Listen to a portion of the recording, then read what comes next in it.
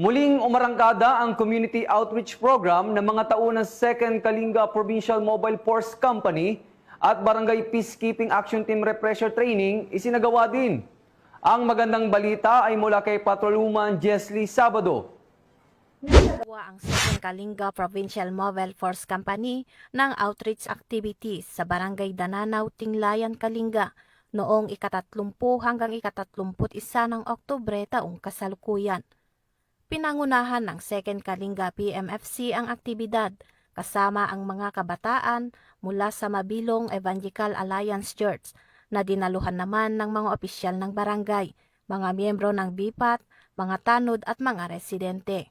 Isinagawa sa naturang aktibidad ang Kapwa Ko Sagot Ko program, feeding activity, libreng gupit at BIPAT refresher training na may mga lecture tungkol sa mga tungkulin ng BIPATs, tamang proseso ng pag-aresto, RA 9165 o Comprehensive Dangerous Drugs Act of 2002, RA 10627 o Anti-Bullying Act of 2013 at Anti-Terrorism Law.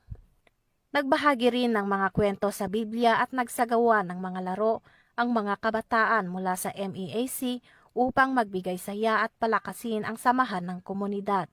Noong ika-31 ng Oktubre, bumisita rin ang grupo sa Pamilya Chapay, isang pamilyang may kapansanan sa paningin upang mag-abot ng samot-saring grocery items bilang tulong. Ipinakita ng aktibidad ang malasakit at dedikasyon ng 2nd Kalinga PMFC sa paglilingkod sa kapwa at pagpapatibay ng ugnayan ng pulisya at komunidad upang mapanatili ang kapayapaan, kaligtasan at kabutihan ng mga mamamayan ng Tinglayan, Kalinga. Mula dito sa Baguio City, ako yung PNN correspondent, Patrolwoman Jesly Sabado, Alagad ng Batas,